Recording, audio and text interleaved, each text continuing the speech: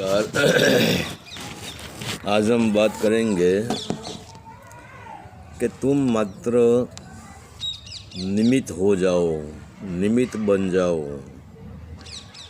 भगवान कृष्ण गीता में अर्जुन को यही समझा रहे थे कि यह जो युद्ध हुआ था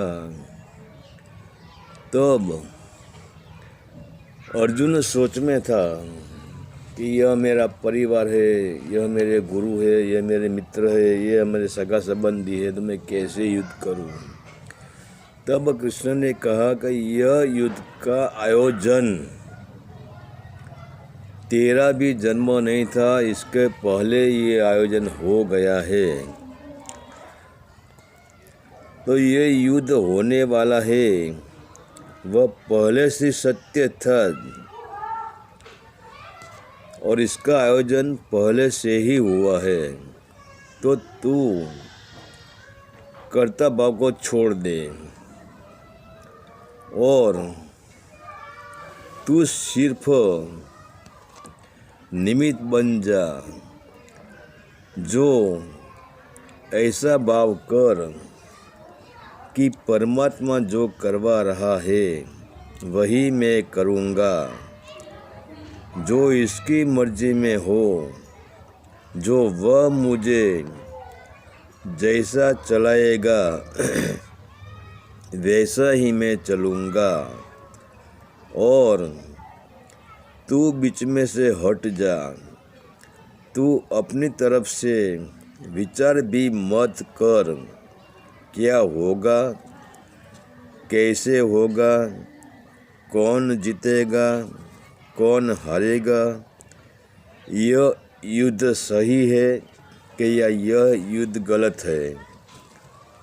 और बड़ी मज़े की बात यह है कि हमारी देखने की सीमा हमारी आँख से हम अपने को भी नहीं देख सकते। हम हमारी छोटी बुद्धि से हमको भी नहीं समझ सकते हैं और यह जीवन को भी हम नहीं जान सकते हैं। हमें हमारा भरण पोषण करने का भी ज़्यादा अनुभव नहीं है और न हम होश में है, क्योंकि हम जागृत अवस्था में भी जागृत नहीं है। यंत्र की भांति हमारा जीवन हो गया है। जैसे यंत्र चलता है वैसे ही हम चलते हैं। हमारा शरीर यंत्र की भांति ही आज चलता है। हमारी इंद्रियों कार्य करती है, इसीलिए तो हम वासनाएं और राग द्वेष में भर गए हैं और वही बेहोशी के कारण आज हम दुखी हैं। तो हम होश में भी नहीं है और न हमारे पास अनंत दृष्टि है और वह यह ब्रह्मांड का विस्तार अनंत है। तो हम कैसे जान सकेंगे कि क्या होने वाला है, और हम यह भी कैसे जान सकेंगे कि मेरे हाथों से क्या कार्य होने वाला है, क्योंकि हमको क्षण भर का भी पता नहीं है कि एक क्षण के बाद में मेरा क्या होने वाला है और मैं क्या कार्य, कौन सा कार्य करने वाला हूँ। तो सही समझ तो वही है कि परमात्मा जो करवा रहा है वह ही मैं करूँगा, चाहे अच्छा कर्म हो चाहे बुरा कर्म हो। मैं बीच में से हट जाऊँगा, क्योंकि आज दिन तक हमारी मर्जी से कुछ भी नहीं हुआ है। हम जो कई बार प्रयास करते हैं, तो हमारा सभी प्रयास में हमें असफलता मिलती है, और कई बार सफलता मिलती है तो वह सफलता हमारी नहीं समझ लेना, क्योंकि वह सफलता भी इसकी मर्जी से ही मिलती है। इसकी मर्जी से ही हम सफल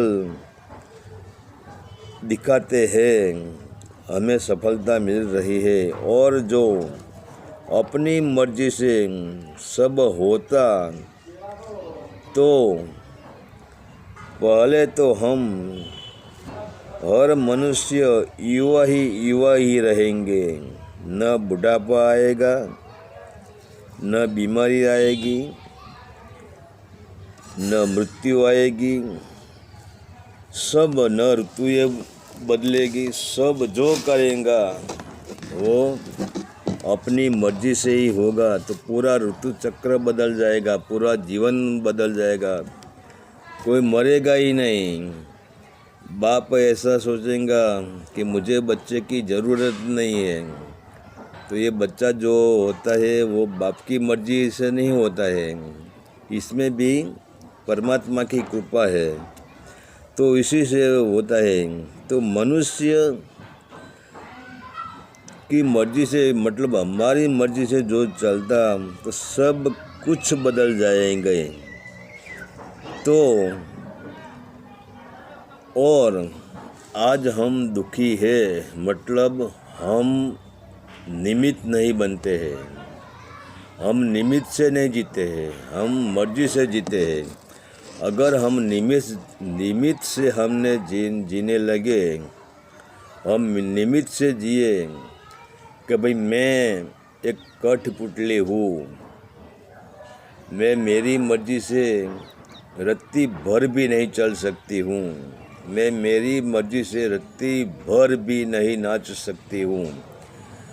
जो आपने कठपुतली वाले को देखा होगा, कठपुतली वाले की डोरी जो है, इसका धागा है, वह कठपुतली वाले के हाथ में होता है, और वह कठपुतली वाला कठपुतली को जैसे चलाता है वैसे कठपुतली चलती है, वैसे कठपुतली नृत्य करती है, वो वैसे नृत्य करती है, वैसे ही।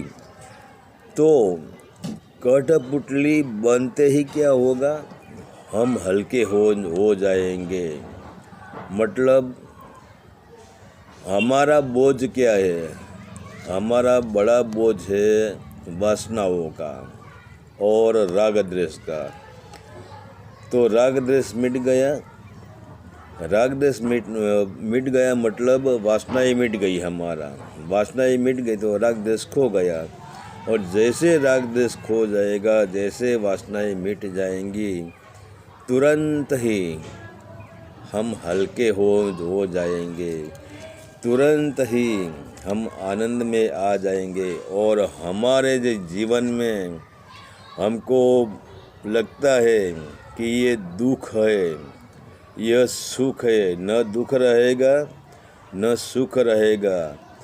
और हमारे हाथों परमात्मा जो कर्म कराएगा, चाहे वह कर्म पाप का हो, चाहे वह कर्म पुण्य का हो, तो वह जब हम निमित्त बन जाते हैं, तब हम जो कार्य करते हैं वह हमारी मर्जी से नहीं, इसकी मर्जी से करते हैं। तो न पाप और पुण्य हमारा में रहते हैं, तो हम क्या हो जाते हैं? न पापम न पुण्यम चिदानंद रूपम शिवोहम शिवोहम। वही बनने के लिए हमें और कुछ करने की ज़रूरत नहीं है। सिर्फ एक ही ज़रूरत है कि हम जो कार्य कर रहे हैं उसमें से मेरी मर्जी को हटा देना और निमित्त हो जाना। हरि ओम तत्सत। आदेश का प्रणाम।